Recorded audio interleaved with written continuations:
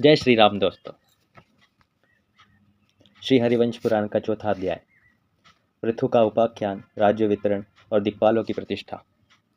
वैशंपायन जी कहते हैं, राजन, पितामह अर्थात हरि ने राजाओं के ऊपर भी अधिराजा रूप से वेन के पुत्र पृथु का अभिषेक किया। फिर उन प्रजापति ने क्रमशः राज्य का वितरण आरंभ किया। प्रजापति ने द्विज, लता, नक्षत्र, ग्रह, यज्ञ और तप के राज्य पर चंद्रमा का अभिषेक किया। जल के राज्य पर वरुण का और राजाओं और यक्षों के राज्य पर विश्रवा के पुत्र कुबेर का अभिषेक कर दिया। विश्वदेवों पर अंगिरस गोत्री बृहस्पति को राजा बना दिया।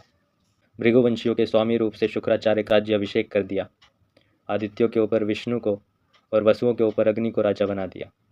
दक्ष को प्रजापतियों का, इंद्र को मरुतों का और अमित पराक्रमी प्रहलाद को दैत्य और दानवों का राजा बना दिया।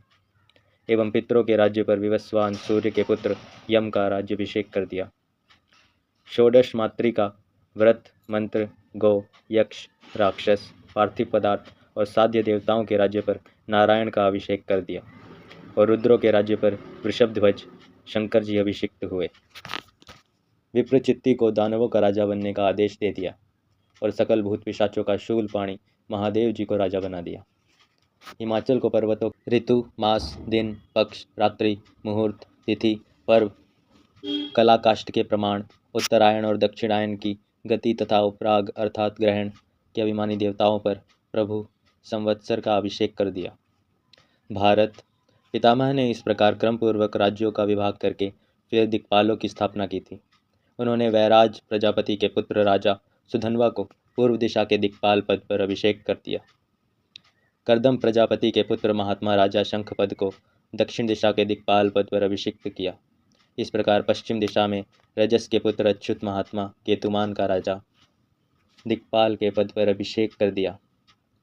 इसी प्रकार उत्तर दिशा में पर्जन्य प्रजापति के पुत्र दुर्धर्ष हिरण्य रोमा का राजपद दिक्पाल पद पर अभिषेक कर दिया। उन पुरुषों द्वारा सातों द्वीप और पर्वतों सहित सारी पृथ्वी और उसके वे प्रदेश आज भी धर्मानुसार पालित हो रहे हैं। जनेश्वर, इन राजाओं ने वेद में वर्णित विधि से राजसूय यज्ञ में राजाओं के भी राजा के पद पर पृथु का अभिषेक किया था। तदंतर अमित तेजस्वी चाक्षुष मनु के मनवंतर के बीतने पर ब्रह्मा जी ने वैवस्वत मनु को राज्य दे दिया था।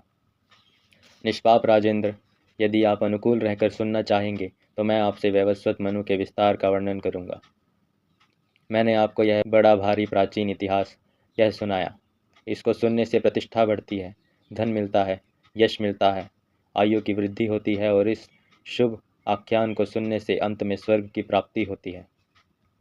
जन्मेजय ने कहा, वैशंपायन जी, आप पृथु के जन्म का विस्तार पूर्वक वर्णन कीजिए।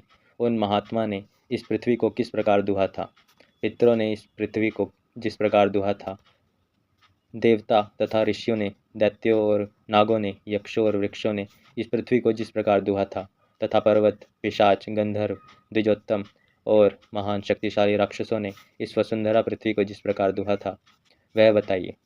वैशंपायन जी, इन सब के पास कैसे कैसे पात्र थे, कैसे कैसे बछड़े थे, कैसा कैसा दूध दुहा गया था और कौन कौन से दुहने वाले थे, इन सब का क्रम पूर्वक वर्णन कीजिए। तात, प्राचीन काल में महर्षियों ने जिस कारण से वेन के हाथ का मंथन किया था और महर्षियों ने जिस कारण क्रोध किया था, उस कारण का भी आप वर्णन कीजिए। वैशंपायन जी ने कहा, जन्मेजय, मैं तुमसे वेन के पुत्र पृथु का चरित्र अब विस्तार पूर्वक कहता हूँ। इस चरित्र को एकाग्र और सावधान होकर सुनो। राजन, जिसका मन तुच्छ हो, जो अपवित्र हो, जो कुशिष्य हो और जो व्रत ना करता हो, तथा जो कृतघ्न हो एवं जो संसार का अहित करने वाला हो, उससे इस चरित्र का वर्णन नहीं करना चाहिए। राजन, यह इतिहास स्वर्ग, यश, आयु तथा धर्म की प्राप्ति कराने वाला है और वेद के समान है। ऋषियों ने इस रहस्य का वर्णन किया है, इसे तुम यथार्थ रीति से सुनो।